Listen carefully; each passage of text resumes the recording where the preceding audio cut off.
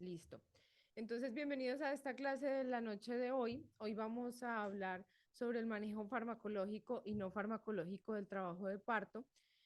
La idea es que hoy vamos a mostrar un abordaje general de cuáles son las opciones que existen para el manejo del trabajo de parto. Vamos a mirar digamos, qué opciones hay respecto a la evidencia, pero también vamos a hacer todo un análisis, y realmente esto es un análisis colaborativo con ustedes, de si realmente estas estrategias son las adecuadas, las que normalmente se han utilizado, y también contarles un poco de cuál, dice que se escucha muy bajito, espéreme, yo creo que es acá también. ¿Ahí me escucha mejor? Creo que ya debe ser. Sí, mucho mejor se escucha. Listo. Entonces vamos a hablar un poco de ese manejo farmacológico y no farmacológico desde el punto de vista como muy de la evidencia, de cuáles son las opciones que tenemos para esto. Y luego vamos a contarles un poquito de cuál es la experiencia que nosotros hemos tenido, y en esta charla vamos a hablar un poco sobre algunas estrategias que no son muy comunes, como por ejemplo el masaje. Y en el caso del masaje, yo les voy a contar de mi experiencia personal, porque creo que es muy diferente a lo que uno está acostumbrado cuando uno hace masaje, digamos, dentro del trabajo de parto, sino que cuando uno ve el masaje de otra manera y sabe conectarse con él de otra manera, es una herramienta muy poderosa. Entonces, hoy vamos a hablar de cómo todas estas estrategias que existen para el trabajo de parto, las podemos utilizar de verdad de una manera correcta. Entonces, voy por acá a compartir pantalla un momentico, porque quiero como traerles a ustedes un par de preguntas, ¿cierto? Entonces, lo primero que quiero que hablemos un poco es cuáles son las implicaciones que tiene el dolor en el parto. Sabemos que el dolor en el parto es un dolor especial, que no es un dolor igual a los otros dolores de cuando hay digamos que algo externo que nos amenaza, sino que el dolor en el parto tiene ciertas connotaciones un poco distintas. Entonces, me gustaría que ustedes me cuenten qué implicaciones creen ustedes que tiene este dolor y por qué es un dolor especial, ¿no? ¿Qué han visto ustedes? Ahí dejo el micrófono abierto para que compartamos.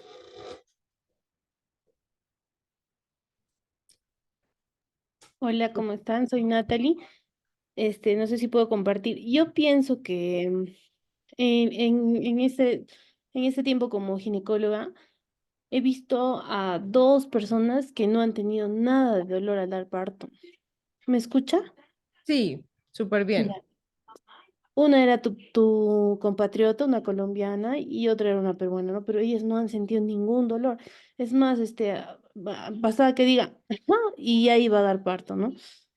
Y también creo que esto del dolor es una creencia limitante que se ha transmitido, ¿no? De generación en generación. Entonces, realmente yo no tengo la experiencia de haber vivido un parto vaginal, pero sí de dos pérdidas, de dos abortos.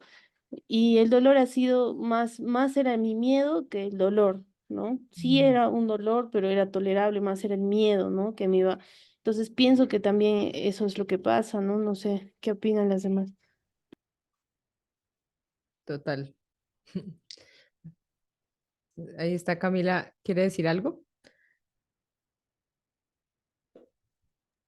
Hola, digamos que algo que también quiero anexar aquí es el simple hecho de las experiencias que han tenido las demás usuarias en relación al dolor, hace que también las que apenas están iniciando sus gestaciones, pues ya vayan como con cierta ideología de que va a doler, entonces no quieren sentir dolor. Y a mí me pasó algo muy particular ayer, y es que llegó una gestante que apenas está iniciando su control y me decía, jefe, ¿qué puedo hacer para yo tener mi parto en Valle de Lili?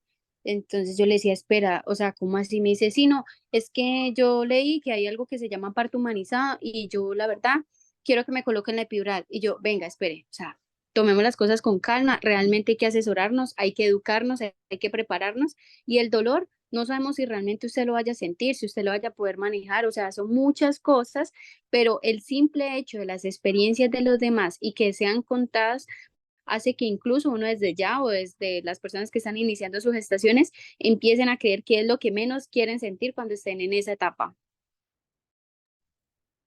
Eso tiene muchísimo que ver, y las experiencias transgeneracionales de dolor, ¿no? Porque es real que se ha sentido mucho dolor asociado al parto y que no solamente es del dolor propio del parto, sino también de los partos traumáticos, de las experiencias negativas, y bueno, eso tiene mucho que ver, ¿no? Angie, ¿iba a decir algo?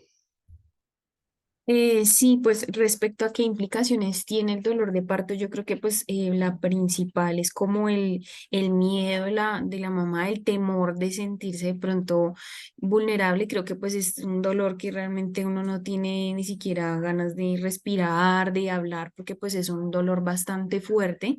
Yo que tuve pues esa experiencia y mi mayor miedo siempre fue ese, llegar y de pronto que pues no me dieran manejo al dolor, que no supiera cómo controlar la respiración y realmente cuando uno no tiene quien lo apoye, quien esté de verdad, eh, como explicándole a uno cómo respirar para reducir el dolor, que de pronto hacer algún ejercicio, caminar, sino que simplemente se limitan a hacer los protocolos institucionales. Creo que eso, pues a mí me marcó bastante porque realmente siempre tuve el pánico de llegar, de tener mucho dolor y no saber cómo manejarlo.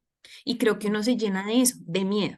Entonces, cuando uno llega en ese momento, sencillamente uno dice, no, de verdad, yo nunca estuve preparada porque yo leí mucho, vi videos, hice talleres, pero realmente uno no lee la información realmente valiosa, ¿sí? Si yo hubiese conocido que haber preparado mi cuerpo para que llegara a este momento y no sentir el dolor que realmente uno siente, creo que yo hubiese, o sea, a mí me colocaron la epidural, pero porque realmente yo no sabía ya cómo más manejar el dolor. Entonces creo que preparar el cuerpo para llegar a ese momento es supremamente importante y no solamente el cuerpo, sino la mente, ¿sí?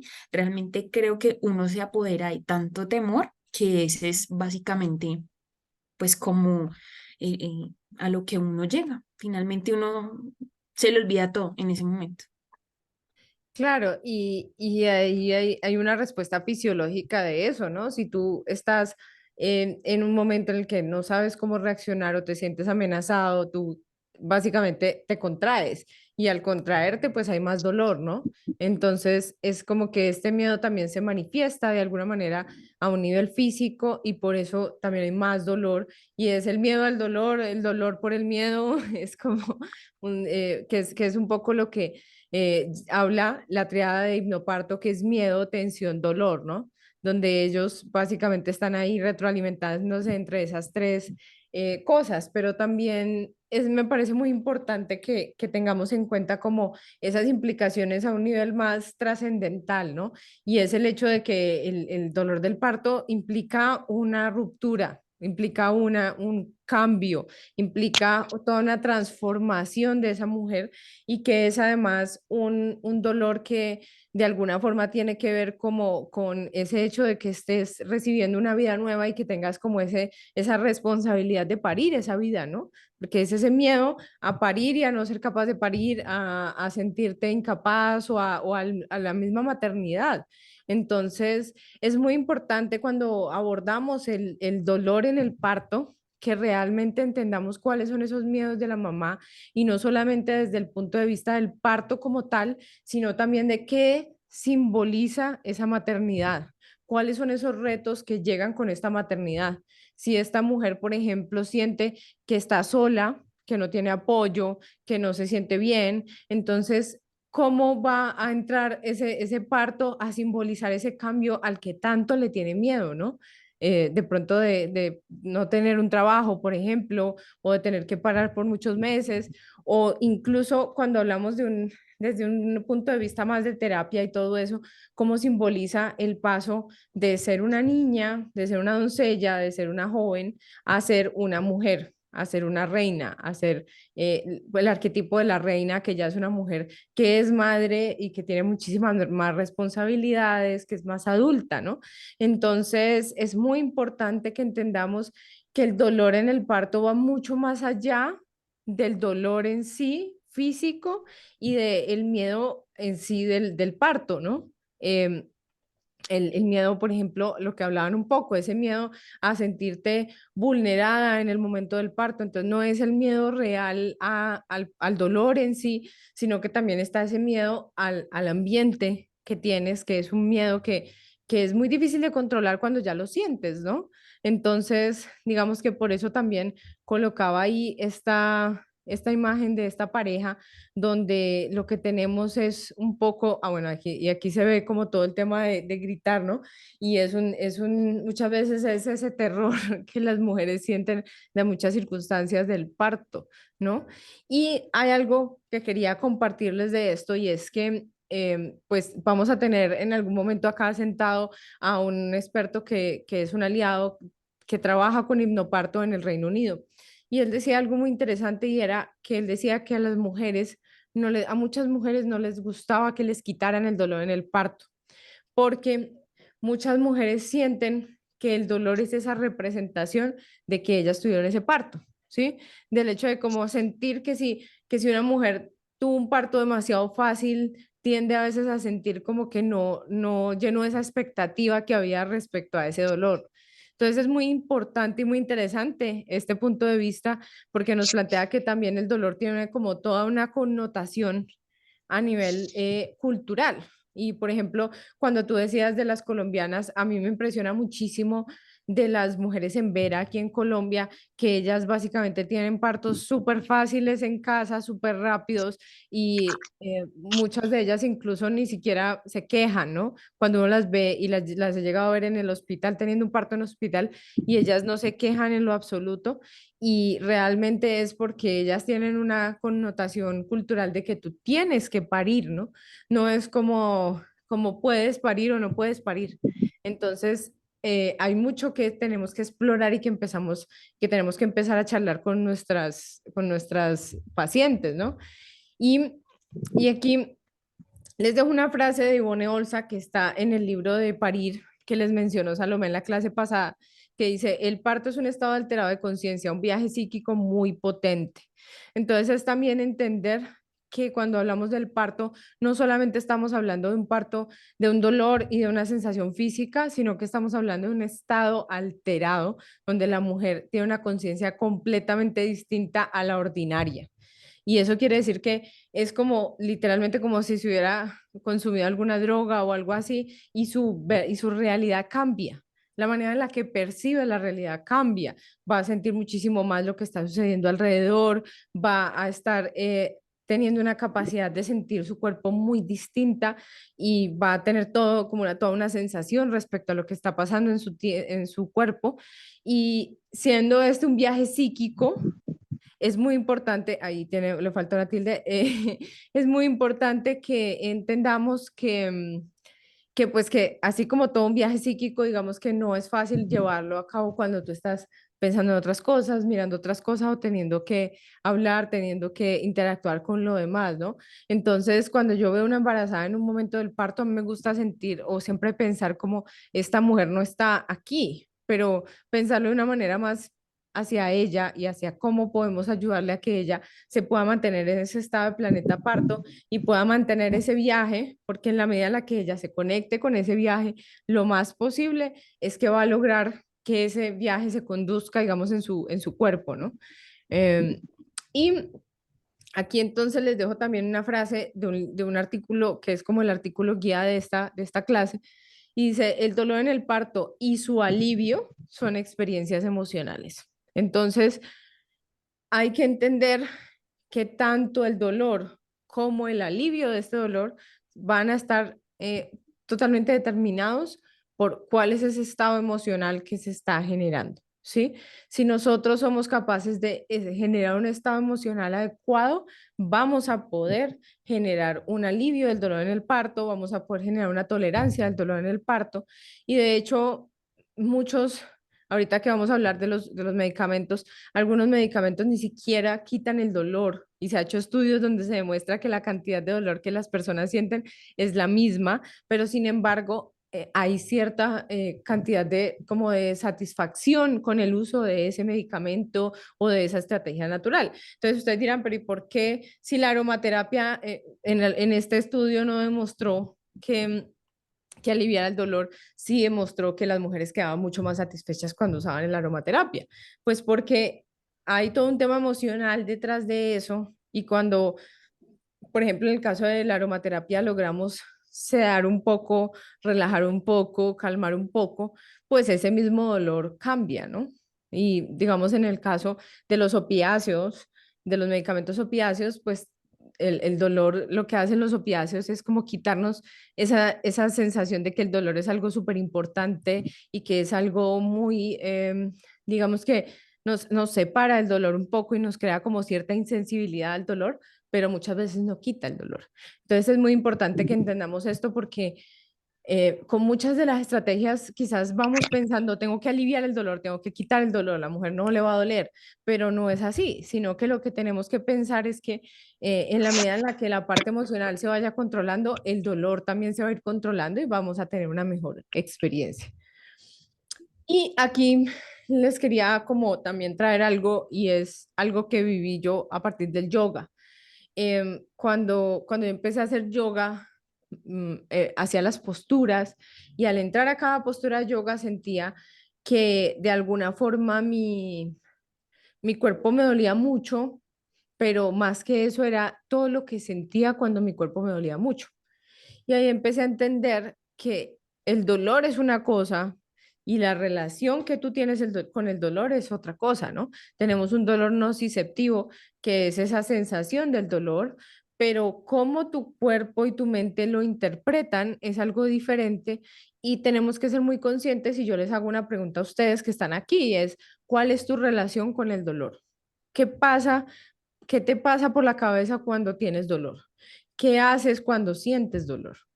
Hay personas que no toleran ni un poquitico de dolor y hay personas que toleran todo el dolor del mundo y no les duele, o sea, pueden soportar muchísimo dolor o están acostumbradas a soportar dolor y han aprendido a manejar ese dolor de una manera muy distinta. Entonces, cuando nosotros hablamos del tema del dolor, siempre es muy importante que observemos cómo la persona percibe, cómo recibe las cosas, porque si a ti, digamos, te van a hacer un procedimiento, te van a poner una venoclisis. Bueno, Dime.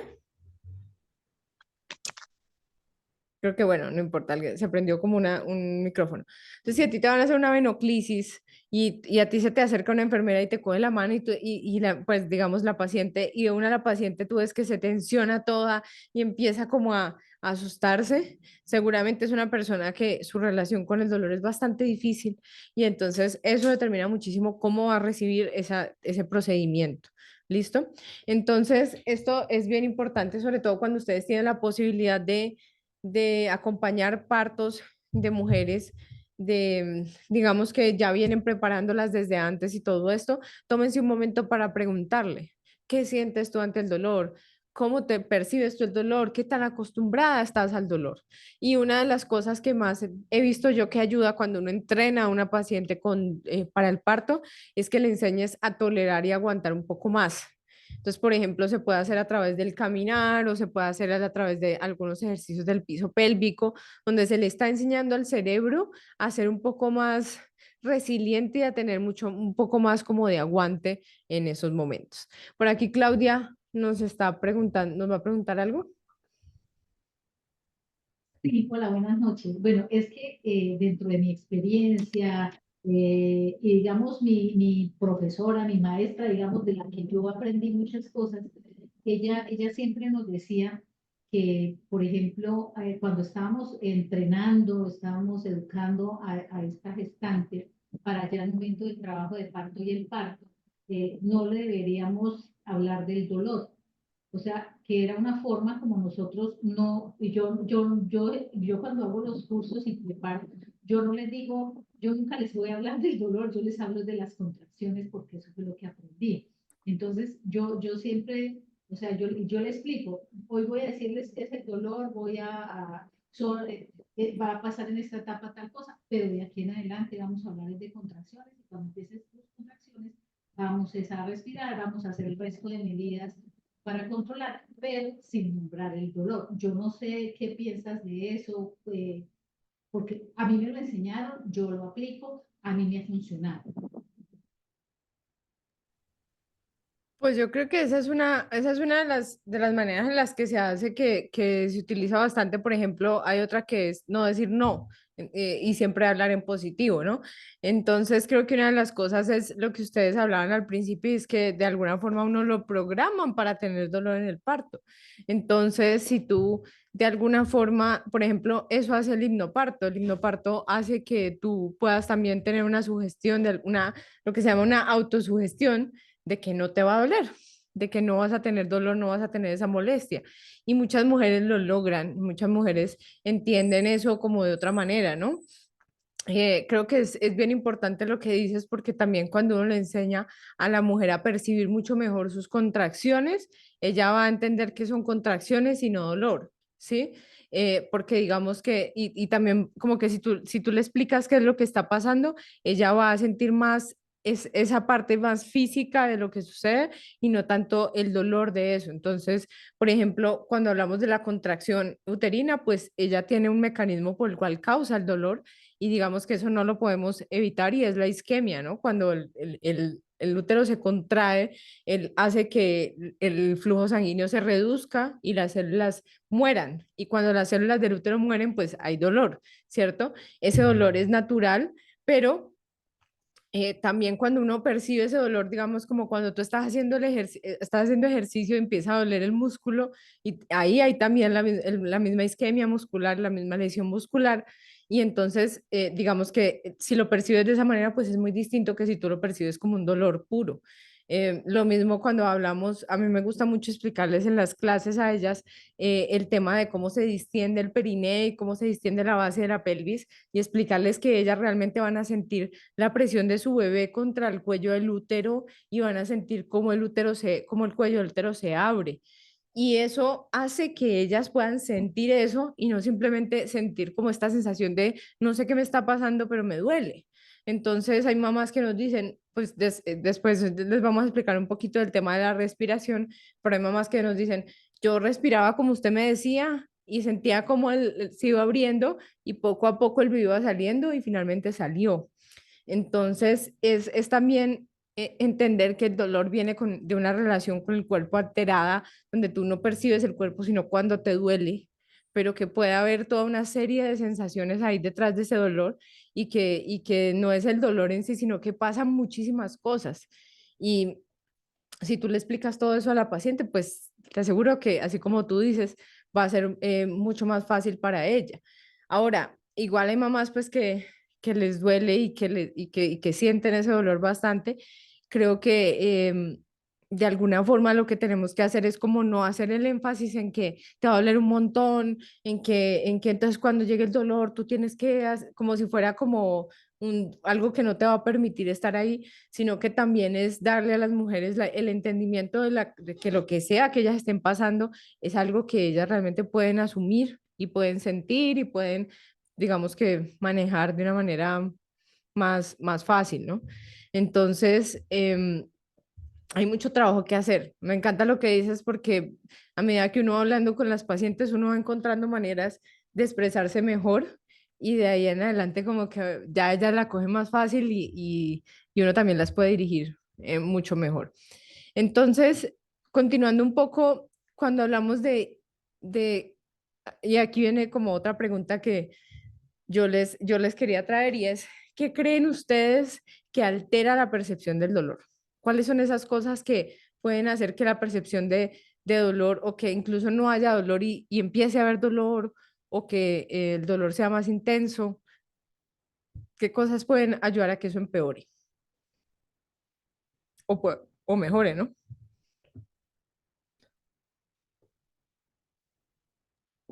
La mala respiración, de pronto si la mamita es muy nerviosa, y pues también el voz a voz de entre las mismas mamás, las experiencias de dolor de otras mamás, a mí me dolió, eso te va a pasar esto, te va a pasar aquello, entonces eso también genera sugestión. De pronto también, pues no como prepararse para ese momento. Entonces creo que eso influye bastante. Sí. Y por ejemplo, una de las cosas que más dicen las mamás es los, cuando las mamás están gritando en la misma sala. Es una de las que más dicen de lo que, así como que lo que tú mencionas.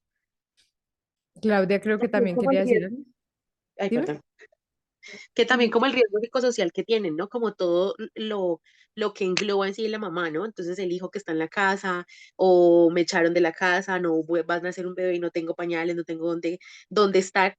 Así tuve la experiencia con una mamita que lloraba y lloraba y lloraba, y ese dolor era más por ese riesgo psicosocial que tenía que el dolor en sí mismo del parto. Total, total. Eso es bien importante. Yo Claudia. pienso que afecte negativamente, digamos, ese proceso. Uno es que inclusive de que nosotros a través de toda la historia, todas las películas, todas las novelas donde hay un parto, son los gritos, es el desespero, son las malas experiencias y eso nos ha calado a todos. Eso uno. Yo pienso que otra cosa que afecta ese desenlace, digamos, en el trabajo de parto, más doloroso, con más, bueno, con más tensión y todo, es también la falta de capacitación, de entrenamiento para el curso, en un curso psicoprofiláctico. Eso incluye mucho, eso influye mucho. Y lo contrario, una persona, una mujer que ha hecho su curso, está bien entrenada, pues va a marcar una diferencia en una sala de partos donde hay 3, 5, 7 señoras allá en las mismas y de pronto pues ella puede influir de pronto sobre algunas, de verlas que están más, ella está más controlada, pero también las otras, si no has hecho el curso, todo se va a pegar como una cadena ahí. Sí, y una cosa que pasa también es que las mujeres que están preparadas y van al hospital las tratan mal y ya saben que las están tratando mal porque ya están preparadas, eso les afecta muchísimo. Yo creo que lo puedes alejar un poquito, mantenerlo alejado. No tanto, eso les afecta muchísimo. Entonces, y me gusta mucho eso que dices, ya lo vamos a ver en una gráfica, pero antes sí quería dar dos que no he mencionado y es y lo que se ha visto en los estudios, ¿no? La percepción del dolor en el parto se altera porque si la mujer no tiene sentido de control de su cuerpo y del progreso del parto. Entonces, si una mujer está en su parto y se empieza y ella quiere, por ejemplo, pararse y no la dejan, eso aumenta el dolor. Si una mujer tiene, de alguna forma le empiezan a intervenir y ella empieza a sentir que le están haciendo cosas para acelerar su parto, eso aumenta el dolor del parto. Entonces es bien importante que entendamos esa parte porque realmente una mujer que quizás se ve angustiada, a veces no se trata solamente de que sea de pronto ansiosa o de ese tipo de cosas, sino también de pronto que se siente amenazada, se siente francamente amenazada y hay cosas que de pronto siente que no sabe qué está pasando, que nadie le ha explicado o que simplemente siente que están interviniendo su cuerpo, su progreso de parto y eso también va a cambiar muchísimo la experiencia.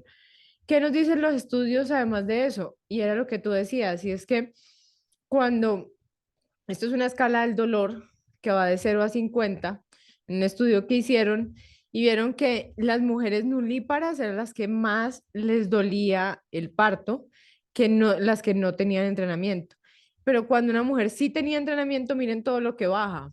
Es como de 38, baja como a 32 la escala de dolor. Y cuando es una mujer multípara, sin importar si está entrenada o no está entrenada, digamos que el nivel de dolor va a ser mucho menor.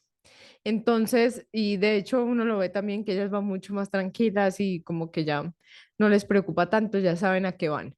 Entonces, miren la diferencia tan grande que hay, sobre todo en las mujeres nulíparas, cuando se hace un entrenamiento efectivo en el trabajo de parto que hemos visto también nosotros, que uno de los grandes condicionantes en las mujeres que no son nulíparas, o sea, las que ya tuvieron bebé, es que hayan tenido un parto traumático anterior.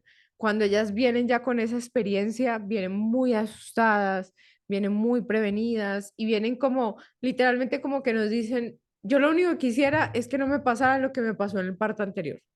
Entonces, eso es lo que no queremos, ¿no? Eso, no queremos llegar allá, pero también es entender que pues que ahí hay que hacer un trabajo de sanación de esa parte anterior del parto, como de ese parto que sucedió en esa parte y poder que eso no condicione el parto nuevo, porque de alguna forma ya lo está condicionando y ya estamos pensando en eso. Es como lo mismo que se mencionaba sobre los abortos. Cuando un aborto es traumático, las mujeres le tienen mucho más miedo al parto.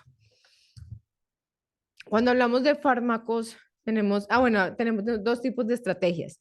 Tenemos los fármacos que tenemos la epidural, el óxido nítrico y los medicamentos parentelares o inyectados. Dentro de los inyectados tenemos los opiáceos, el acetaminofén y los AINES. Esta es una, digamos que en realidad, bueno, todos los que trabajamos aquí en salud sabemos que en realidad no hay tantos analgésicos como todos quisiéramos que hubieran y que las opciones son bastante reducidas y que estas opciones causan muchísimas reacciones adversas. Entonces, pues yo las quise traer aquí en esta tablita y de hecho esta tablita la tomé del artículo que es como la referencia de esta, esta clase, pero las clasifiqué así tal cual ellas las clasifican para mostrárselas, pero vamos a ver que es un poco distinto cómo funcionan. Entonces, en cuanto a las estrategias naturales, tenemos las técnicas de relajación, las técnicas manuales, la acupuntura, pelota de parto y aromaterapia. Así ellos las describen. Ahora, vamos a entrar un poquito en los métodos farmacológicos. No vamos a hablar de dosis ni nada de ese tipo de cosas, sino que vamos a hablar más que todo de cuál es como el panorama general con cada uno de estos fármacos. Entonces, cuando hablamos de la epidural, decimos que la epidural no aumenta el riesgo de cesárea, no aumenta el riesgo de parto instrumentado, pero sí se ha demostrado que aumenta la duración de la primera y la segunda etapa, o sea, hace el parto más largo, ¿no? Y sin embargo, es la estrategia más efectiva para el alivio del dolor. Y hace poco escuché algo y decía, bueno, pues sí, tiene mucha razón y es, una mujer puede tener todo el derecho de querer tener un parto vaginal y no tener nada de dolor y poder elegir, no quiero nada de dolor y aún así quiero tener mi bebé. Y eso es algo válido, ¿no? Entonces, cuando nosotros pensamos de esa manera, decimos, bueno, si una mujer realmente está buscando esto o si esa mujer no puede superar ese miedo, ese dolor, quizás esta pueda ser una opción. Se los digo porque igual pues hay muchas mujeres que hoy en día no es como que vayan mentalizadas como con lo que uno quisiera, ¿no? Como con, bueno, vamos, todas vamos a tener parto natural y nadie le va a aplicar nada y todo ese tipo de cosas. Eso no existe, sino que existe un gran rango de lo que las mujeres quieren. Hay mujeres que dicen, yo quiero cesárea y punto. Entonces también tenemos que aprender a escuchar esto y como a guiarlo de acuerdo a las necesidades de cada paciente.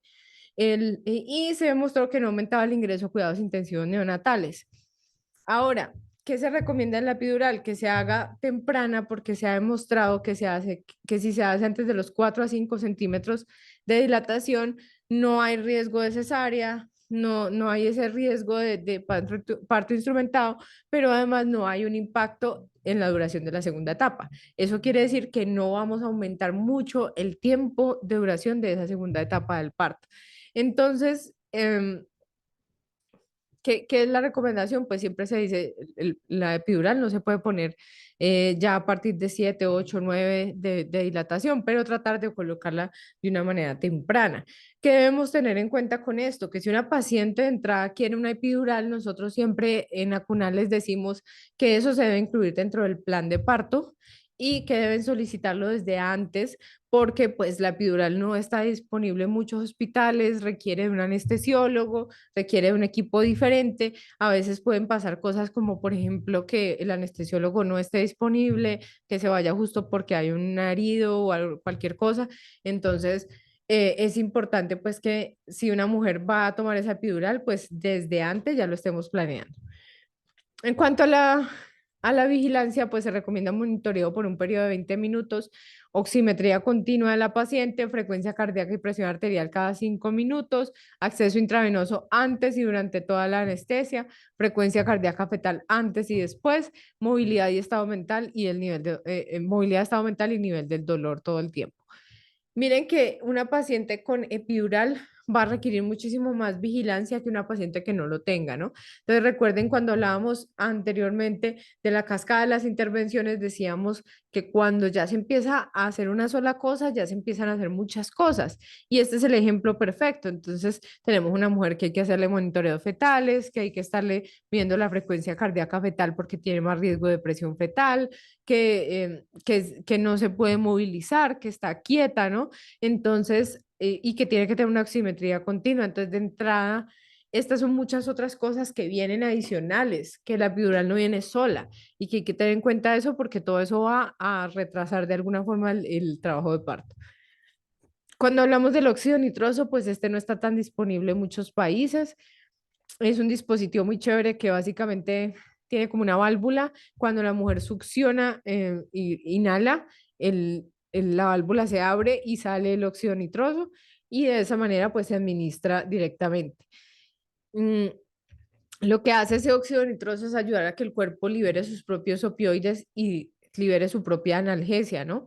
Se administra en una combinación de 50-50 con oxígeno, que es lo recomendado, y tiene un efecto sola y únicamente analgésico, no tiene ningún efecto sobre ninguno de los otros desenlaces, ¿sí? Básicamente lo único que hace es ayudar a generar alivio del dolor y tiene otros efectos como un poco de sedación, de mareo, como que las mujeres se pueden poner muy somnolientas.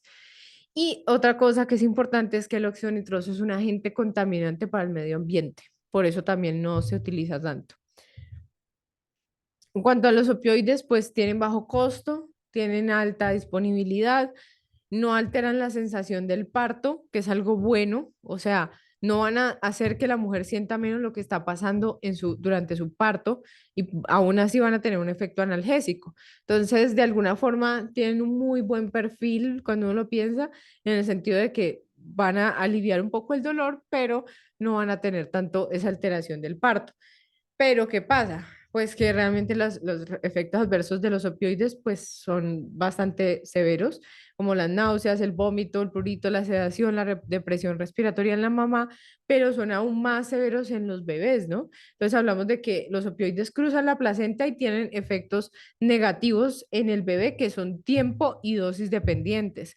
Entonces se dice que si el opioide fue em, administrado entre 1 y 5 horas antes de que hubiera nacido el bebé, este bebé puede nacer con una depresión respiratoria y puede nacer con muchas dificultades, dificultades para la lactancia, dificultades para muchas cosas durante el periodo de adaptación. Entonces, pues digamos que ese efecto adverso es bastante negativo y pues hay que explicarle eso a las mamás porque muchas veces pues las mamás van a querer sí o sí que tú les alivies el dolor, pero hay que también concientizar de que estas cosas hay que utilizarlas con mucha cautela y con mucha precaución. La meperidina, por ejemplo, es uno de los que mejor perfil tiene de alivio del dolor, pero es uno de los que peores efectos adversos produce. En cambio, el tramadol es relativamente como no tan negativo para el tema del bebé, pero sí puede causar muchos efectos adversos para la mamá, entonces es un poco complejo. Em, cuando, cuando miramos ya la parte de estrategias naturales, entonces el 73% de las mujeres en el mundo usa al menos un método natural en el parto. Entonces es curioso como cuando hablamos médicamente ay, perdón, cuando hablamos médicamente del alivio del dolor en el parto, casi siempre hablamos solo de medicamentos y casi todas las mujeres van a utilizar algo que no es un medicamento, cualquier otra cosa. El 48% utilizan técnicas de respiración, el 40% cambios de posición, el 22% técnicas manuales y el 21% técnicas mentales. Y eso que yo creo que esto es como una estadística muy global y que si uno mira poblaciones que están más entrenadas, pues el porcentaje es mucho más alto, ¿no? ¿Qué tienen en comparación con los medicamentos que acabamos de ver, las estrategias naturales? Que tienen un muy, muy alto nivel de satisfacción por parte de las usuarias y tienen reacciones adversas muy poco frecuentes. Entonces, son súper raras, son muy leves, o sea, realmente no, el riesgo es muy bajo.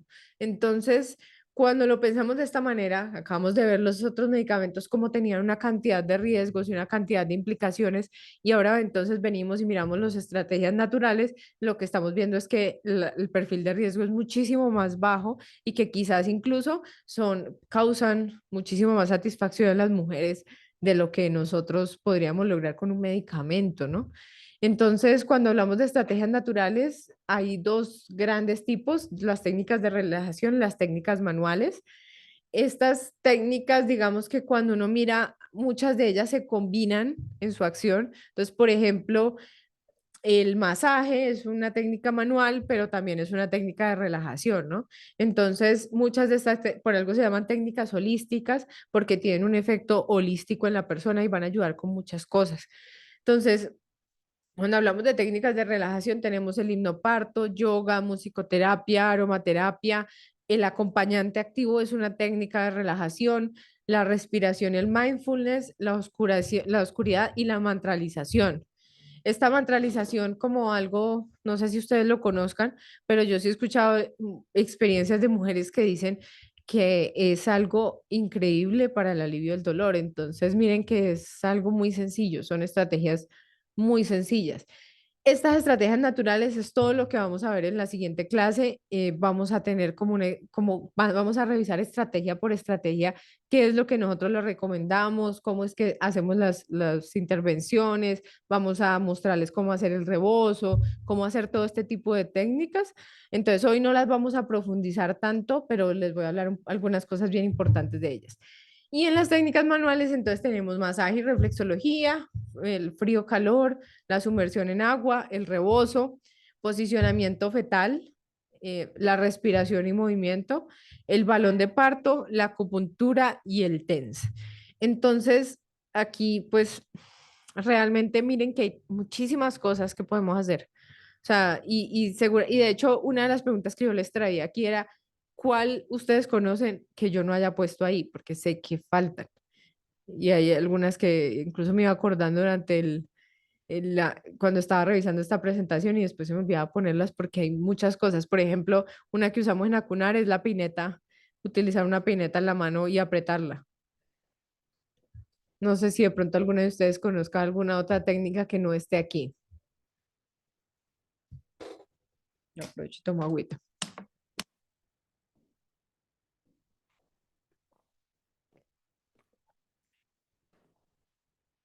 No, bueno, entonces igual después iremos contando.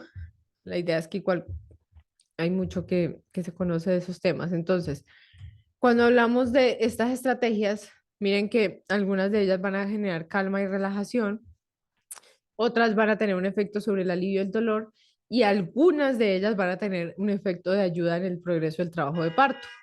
Entonces, cuando decimos, por ejemplo, el masaje y la digitopuntura pueden ayudar en el progreso del trabajo de parto, el acompañante puede ayudar, el rebozo, el posicionamiento adecuado del feto, que eso vamos a hablarlo, las óptimas posiciones fetales, el movimiento puede ayudar en el progreso del trabajo de parto y la oscuridad también puede ayudar. ¿Por qué ayuda la oscuridad? Porque cuando nuestro cerebro se relaja y entra en un modo más primitivo, digámoslo así, se activan ciertas hormonas en la oscuridad y esas hormonas facilitan el trabajo de parto. Lo mismo que, por ejemplo, una de las técnicas que se me olvidó, que ayer les estaba diciendo, tengo que ponerla y se me olvidó, fue la estimulación de los pezones, que son técnicas que tienen una base científica y que nos pueden ayudar muchísimo y que podemos utilizarlas en cualquier parte. Nada de esto necesita algo muy complejo para utilizarlo. Cuando hablamos del ambiente adecuado, esto es demasiado importante y es, si no tenemos un ambiente adecuado, realmente la mujer es difícil que logre un parto normal, fluido, sin problemas, tranquilo, que ella misma se sienta feliz con ese trabajo de parto. Porque hay muchas mujeres, y vamos a decirlo, hay muchas mujeres que tienen trabajos de parto en hospitales y salen adelante y tienen su bebé, pero después cuando uno habla con ellas muchas veces se da cuenta que ya estaban muertas del susto, que tenían muchísimo dolor, que se sentían solas. Entonces, para que una mujer realmente tenga un parto positivo necesita sentirse segura, necesita privacidad, oscuridad, reconocimiento de su capacidad de parir, capacidad de abstraerse y acompañamiento de su clan. Es bien importante el tema, y esto lo describió Michelle Odent, del reconocimiento de la capacidad de parir. Cuando una mujer tiene una persona cerca que le está diciendo que no puede, o que se está burlando de ella, o que le está diciendo cosas ofensivas, eso, digamos que afecta muchísimo este panorama. Claudia, aquí nos quiere compartir algo.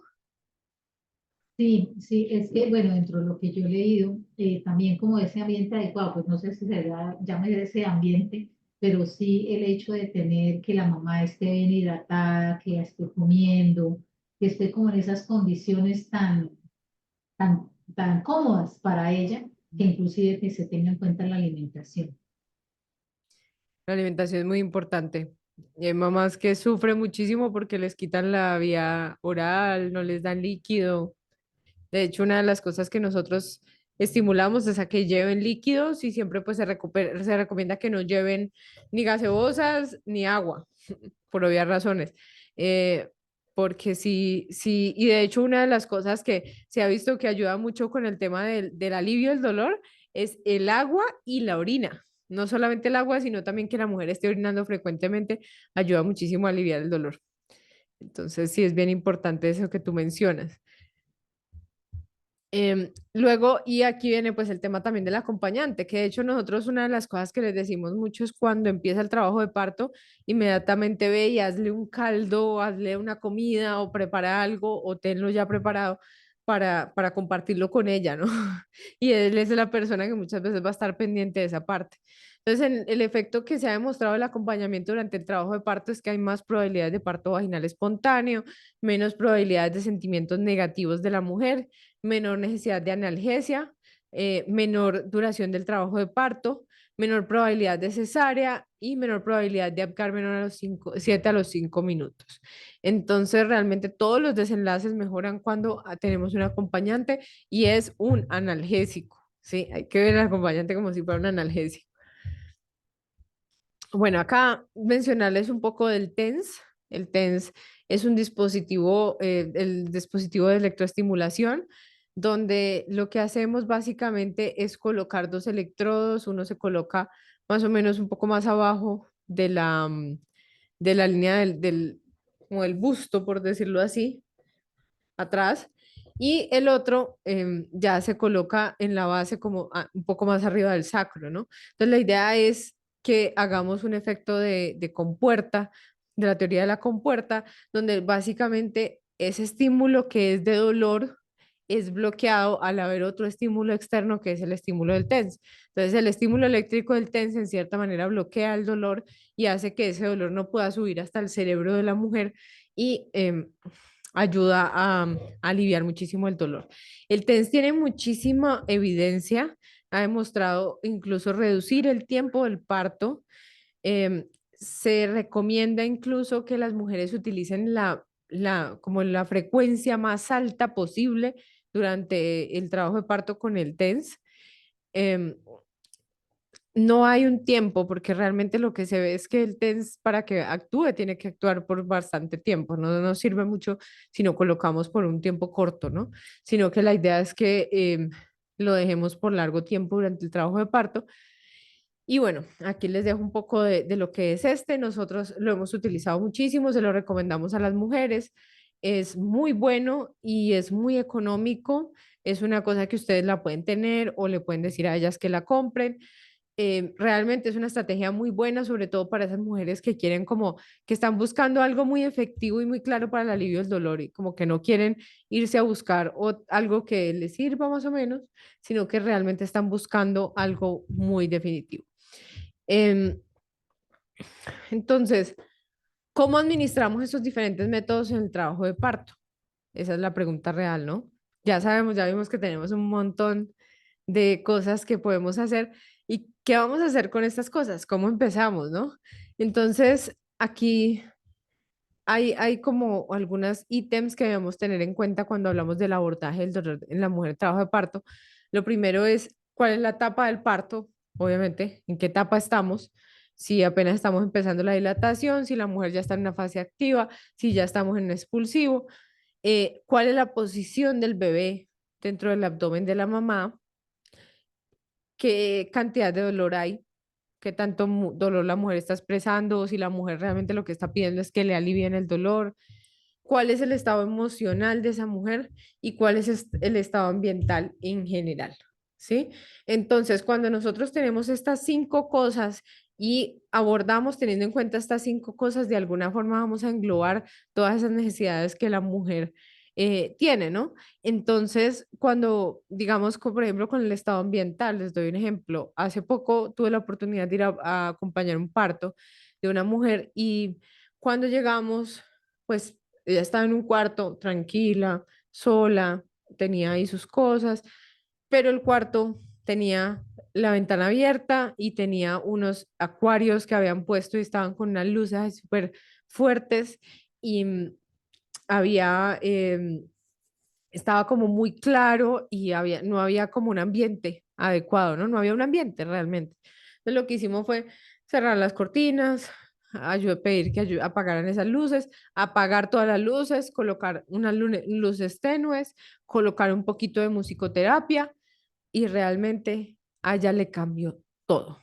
Después de que nosotros hicimos eso, se le hizo pues el rebozo, le ayudamos con algunas cositas, pero fue totalmente distinto el cambio de ella y pasó de ser una mujer que estaba en un trabajo de parto ahí como medio latente, todavía no full establecido, a que después de que hicimos todas estas estrategias, el trabajo de parto continuó súper fuerte, súper estable y empezó a avanzar, avanzar, avanzar. Entonces, cuando nosotros entendemos todo esto y aprendemos a ser muy observadores, ahí es cuando realmente podemos ayudarle a esta mujer. Entonces, lo que yo les recomiendo es que aprendan a ser observadores, pero no se vuelvan observadores y enséñenles esto también a las personas que ustedes dirigen. No observen solamente los números.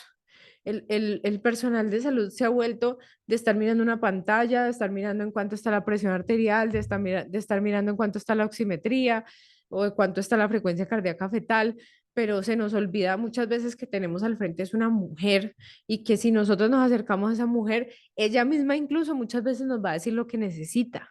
Y si no nos va a decir lo que necesita, hay muchas cosas que nosotros solo con ver el ambiente y con aprender a percibir podemos ayudar muchísimo. Entonces, por ejemplo, esta mujer llega y yo me empiezo a ayudarla y en medio de la ayuda yo le coloco la mano acá en la espalda y siento que está absolutamente hirviendo del calor.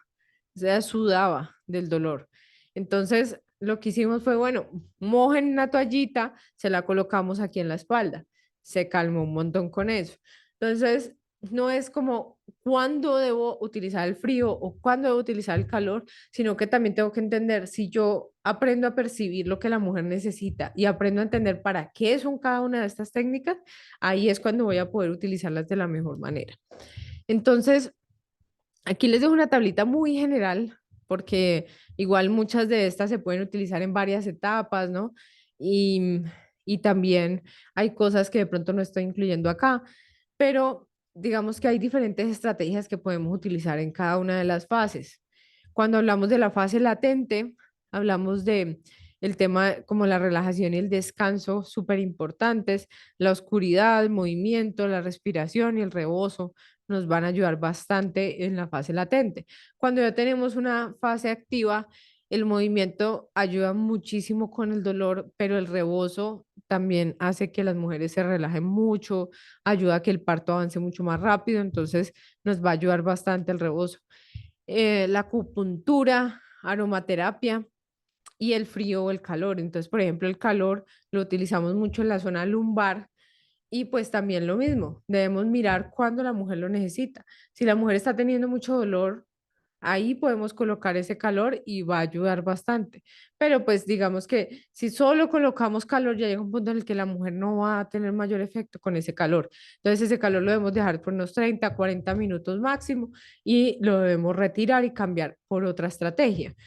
Em, y cuando ya hablamos del expulsivo, entonces tenemos como técnicas para el manejo del dolor, la respiración, la posición del parto ayuda bastante para el dolor y la aromaterapia. E incluso estaba revisando como toda la bibliografía de esta clase y me encontré que la aromaterapia se ha demostrado que ayuda efectivamente a aliviar el dolor en el posparto. ni siquiera solamente en el parto, sino también en el posparto, le podemos decir a las mujeres que la consigan. Realmente la aromaterapia es una muy buena herramienta durante todo el trabajo, el embarazo. En el alumbramiento, la lactancia y el contacto piel a piel ayudan con el dolor y el pinzamiento tardío también ayuda. ¿Por qué ayuda? Porque nos va a ayudar a que todos los procesos sean más naturales, a que no sean tan intervenidos, a que a la mujer se le permita tener un poco más ese momento y entonces el cuerpo pues no va a sentir tanta agresión y no va a ser no va a haber de pronto intervenciones que también puedan doler más. En el posparto y la lactancia, cuidados de la madre, inicio de la lactancia y cuidados emocionales. Y en toda esta, el acompañante. Sí, aquí están todas las estrategias. Claudia, ¿tiene alguna pregunta? Sí, sí, sí. Es que me gustaría saber más, no sé si en otro momento me lo vas a decir, pero a mí me gustaría saber más algo de la aromaterapia, o sea, qué tipo de aromaterapia, o sea, esa parte no la manejo yo, me gustaría conocer. Sí, mira, en la plataforma yo voy a colocar una tabla grande donde están todos los tipos de aromaterapia, lo vamos a hablar en la siguiente clase también, pero te recomiendo mucho lo de la plataforma también porque hay un videito muy chévere donde yo explico los usos de la aromaterapia, que son muchos, ¿no? Se puede utilizar con muchas formas. ¿Qué es lo que se recomienda? Cuando hablamos del parto, se recomienda el aceite de lavanda, el aceite de limón y el aceite de menta. El aceite de lavanda es como el más usado, es muy chévere porque tiene un efecto sedante un poco y como genera como cierta somnolencia, pero esto es bueno, como cierta relajación, como que ayuda a que la mujer se calme un poco, pero debemos tener en cuenta que no se puede utilizar cuando hay epidural, porque puede bajar la presión arterial. Entonces, solamente en un trabajo de parto normal se puede usar la lavanda. Los otros sí se pueden usar en otros, digamos que sin restricción en el trabajo de parto.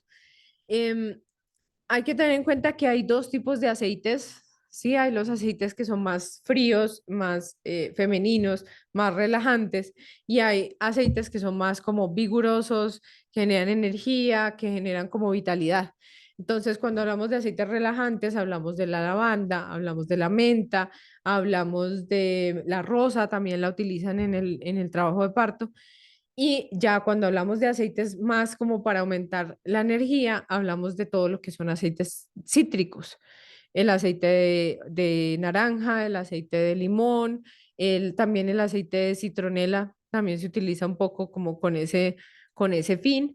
Entonces, ya depende un poco como de lo que yo esté buscando, ¿no? Ahí viene lo mismo que yo les decía. Si, por ejemplo, tú, la mamá que estás ayudando está muy nerviosa, muy ansiosa, tiene mucho dolor, quizás lo mejor sea un aceite de lavanda. Pero si es una mujer que en cambio tú la ves que está súper apagada, que ya está cansada, que ya no da más, entonces quizás un aceite de limón le podría dar mucha más energía, ¿no?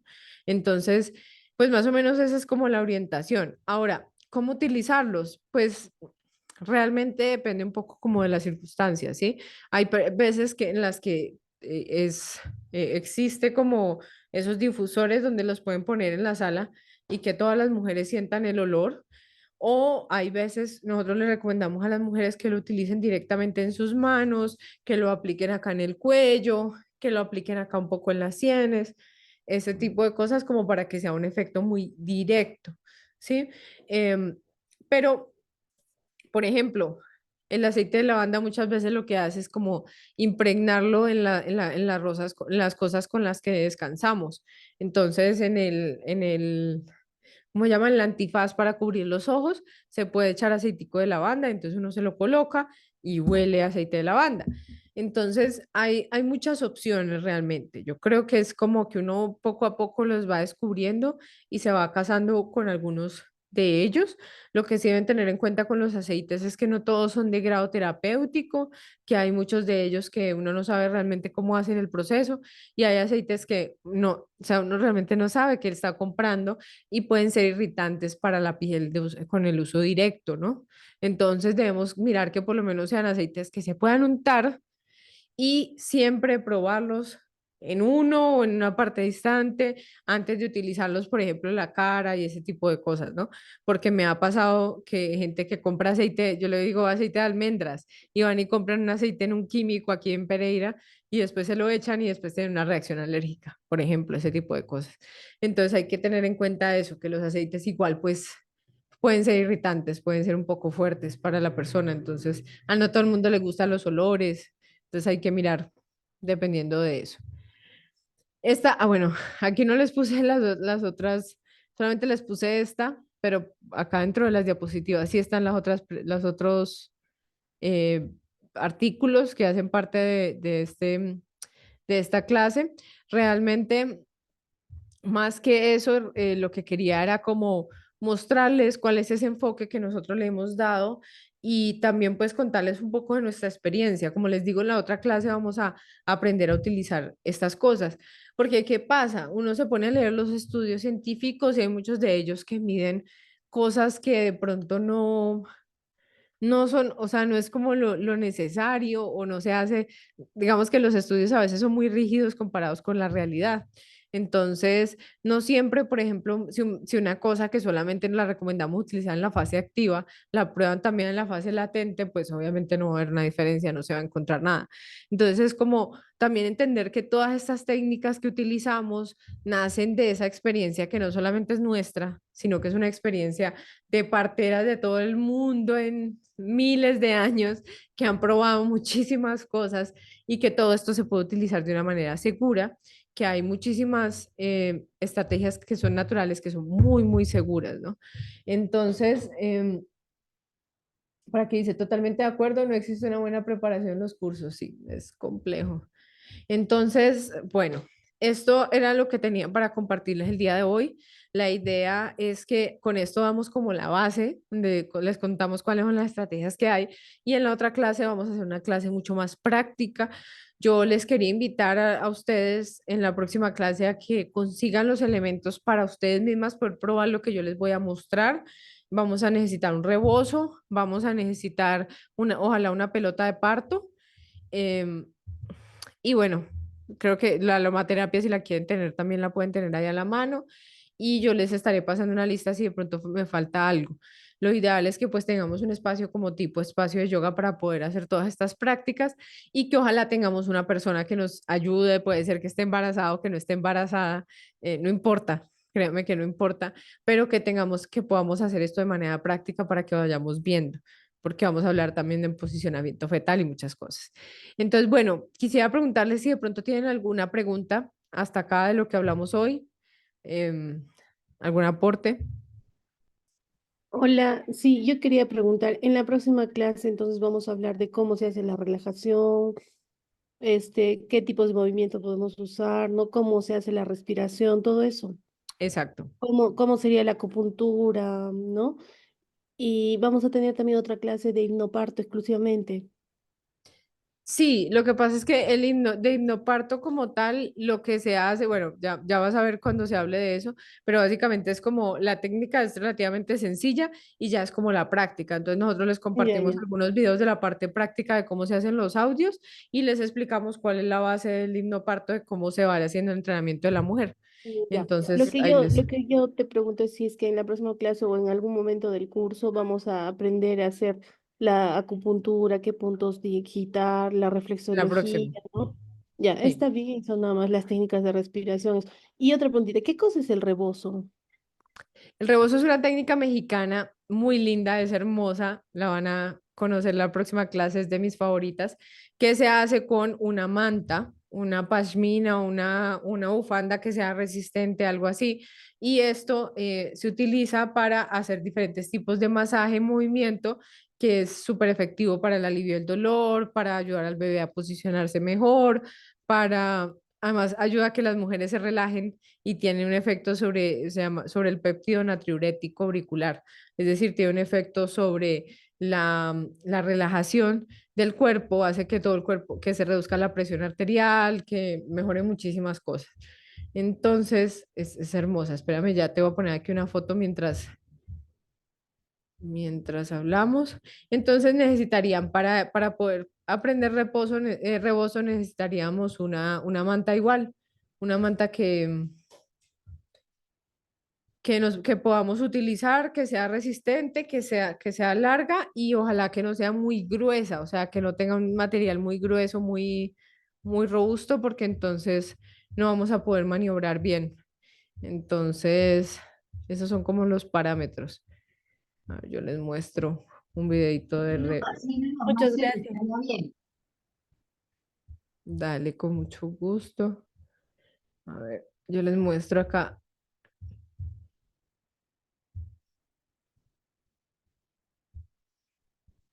Mira, estas son las que se utilizan. Normalmente las indígenas utilizan mucho este tipo de mantas. Si uno puede conseguir una así, maravilloso. Son muy buenas. Y vamos a ver si por acá, que es la misma que se utiliza para esto, para enrollar al bebé y hacer los fulares. Y acá esto es lo que se hace con una embarazada. Entonces miren que aquí se hace movimiento con con esa manta de lado a lado. Bueno, ya vamos a ver cómo se hace y ayuda muchísimo a todo. Es súper bueno, buenísimo. Entonces sí, consíganse por lo menos una o dos de estas. Créanme que las van a necesitar para el resto de su vida si van a trabajar en esto, así que ahí váyanlas consiguiendo para que las prueben en la próxima clase. Camila, ¿tenía alguna pregunta? Gracias, muchas gracias. Dale, con Sí, gusto. quería pues aprovechar también para decirle a todas las compañeras que, o sea, nuestras intenciones siempre acompañar a las gestantes es pues para el manejo del dolor y pues como para que se sienta acompañada y como para que esté tranquila y para que su experiencia sea mucho mejor, ¿cierto? Pero también hay que tener en cuenta cómo presentarnos ante esa gestante porque algo que nosotros tenemos que tener claro es que pues llegan un momento en el que ellas, yo siempre las veo como un oso feroz, como un tigre, como una leona, en la que primero empieza muy suave, pero ya luego como que ni siquiera quiere nada, ¿cierto? No quiere como que nadie hable, como que nadie opine. Entonces hay que saber entrar para aplicar todo este tipo de técnicas. Yo trabajo en un hospital de baja complejidad, aquí en el pueblo donde yo vivo, y normalmente tenemos partos de personas indígenas y digamos que las que pues dilataron en casa y ya llegaron en 6 o en 7 y pues no hubo tiempo de remitir. Entonces, cuando los médicos me dicen, jefe, hay un parto, entonces sale la jefe con el rebozo, sale con la aromaterapia, sale con la pelota, acondicionamos una ducha y hay gente que me dice, no, yo solamente quiero una cosa y así poco a poco. Pero entonces sí hay que saber cómo entrarle a las personas, pues para que básicamente no se sientan como invadidas de tanta información, sino como darles a escoger y que ellas vean en cuál se sienten más tranquilas. Total, y es que por eso también yo les decía lo de administrar adecuadamente, porque no puede ser como que yo coja a la mujer y la bombardeo con todas estas estrategias y entonces las tengo que usar todas. No, esa no es la idea. Y sí, como tú dices, a veces incluso una mujer que de pronto no tenga entrenamiento, pues si tú llegas a hacerle algo, igual ella lo va a percibir como una intervención, entonces va a estar prevenida y todo el tema. Entonces es muy importante pues como también tomarse el trabajo de explicarles y de evitar al máximo meter la mano en realidad, ¿no? Es como, listo, aquí están todas estas estrategias, si tú ves que una mujer las necesita, úsalas, pero evita ser intrusivo con lo que estás haciendo, evita ser demasiado intervencionista con lo que estás haciendo, ¿no? Es bien importante eso que dices. Muchas gracias. Entonces, bueno, la idea es esa, que vayamos como aprendiendo, poco a poco van a ir viendo cómo ustedes se van volviendo más intuitivas y también cuando uno genera esa relación con las mujeres de un poco más de cercanía desde antes, pues ellas son mucho más abiertas a realizar todas estas cosas. Si son técnicas que tenemos que aplicar en masivo y eso, pues seguramente nos vamos a ir mejor por técnicas que podamos utilizar con todas. Por ejemplo, la aromaterapia o la musicoterapia, pero siempre deben ser dosificadas. O sea, no puede ser, por ejemplo, que la aromaterapia la dejemos 3, 4 horas porque ya no va a servir. La aromaterapia se recomienda máximo unos 45 minutos y ya después de eso debes descansar por lo menos una hora para volver a utilizarla. Entonces, lo mismo aplica con todas estas técnicas. Si tú las utilizas demasiado, pues no van a funcionar tan bien. Entonces, sí, la idea es que para la otra clase consigamos todo lo que más podamos de estas herramientas. Yo igual les voy a mandar la listica después de la clase como de todo lo que necesitamos. Les vamos a contar pues como todas las técnicas, cómo se hacen. Así que de verdad consíganse a alguien para que puedan probar. Y, y bueno, nos estaremos viendo. Muchas gracias a ustedes por participar de esta clase. La próxima clase sería como en 15 días, ¿cierto? Como para de Sí. pronto normal. Sí, sí, yo no sé si, creo que es el 28, pero es cada 15 días exactos. ¿Listo? Listo, súper. Muchas gracias. Una feliz noche para Muchas todas. gracias. Muchísimas Gracias. gracias. Feliz Día Gracias. del Amor, de la Amistad. Igual. También. Gracias. Feliz Día del Amor y la Amistad para todas. Muchas gracias. Igualmente. Chao. Chao.